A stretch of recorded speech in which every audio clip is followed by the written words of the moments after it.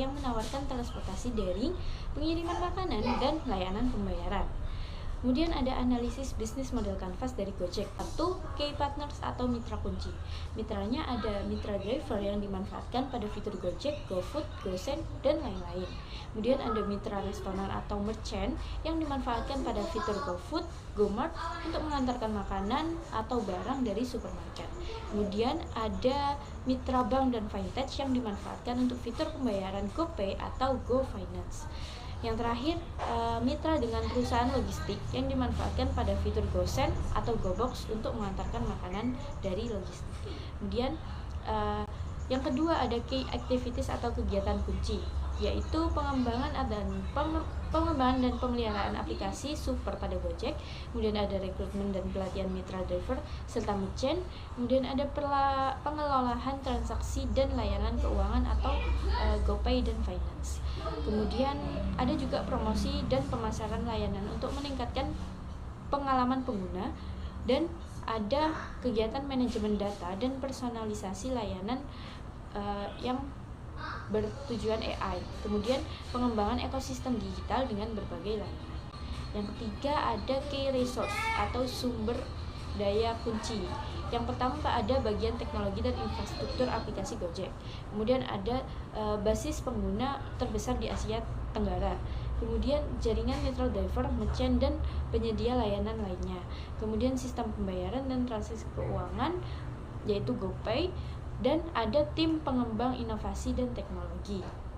Kemudian yang keempat, value proposition atau proposisi nilai, yaitu ada kemudahan akses layanan dalam satu aplikasi super, yaitu transportasi, makanan, logistik, dan pembayaran.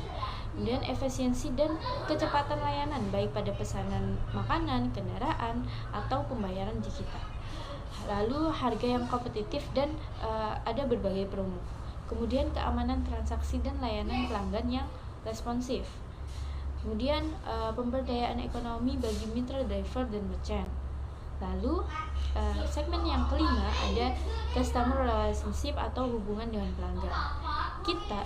Gojek dapat mendapatkan pelayanan pelanggan 24/7 atau setiap hari. Kemudian program loyalitas dengan cashback melalui GoPay. Kemudian personalisasi layanan berdasarkan preferensi pengguna. Kemudian interaksi melalui media sosial dan komunikasi pengguna.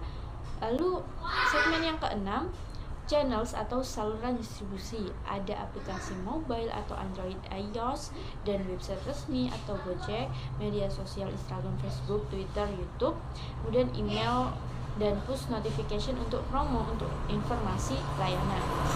Segmen yang ketujuh yaitu customer atau pelanggan. Pengguna individu bisa pekerja, mahasiswa, ibu rumah tangga, wisatawan. Kemudian ada mitra driver, kurir dari Gojek, mobil atau pengantar barang. Kemudian ada merchant dan restoran. Kemudian ada usaha kecil menengah atau UMKM. Lalu yang ke-8, cost structure atau struktur biaya.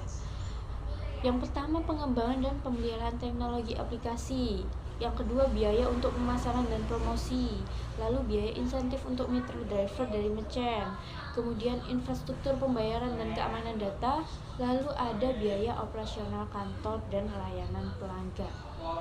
Dan segmen yang terakhir yaitu revenue streams, sumber pendapatan. Pendapatan dari Gojek itu ada dari komisi layanan transportasi, GoRed, GoCar, GoFood. Terus ada komisi pemesanan pelanggan atau barang, yaitu GoFood, GoMart, GoShop, GoSend. Kemudian ada biaya transaksi dari GoPay dari layanan keuangan. Kemudian ada iklan dan kemitraan bisnis dengan perusahaan lain. Kemudian ada pendapatan layanan premium untuk pengguna yang premium. Yang pada intinya Gojek berhasil membangun ekosistem digital berbasis aplikasi super yang berintegrasi pada layanan dengan memanfaatkan jaringan mitra yang luas, teknologi canggih, strategi pemasaran kuat, dan terus berkembang menjadi pemain utama di Asia Tenggara ini.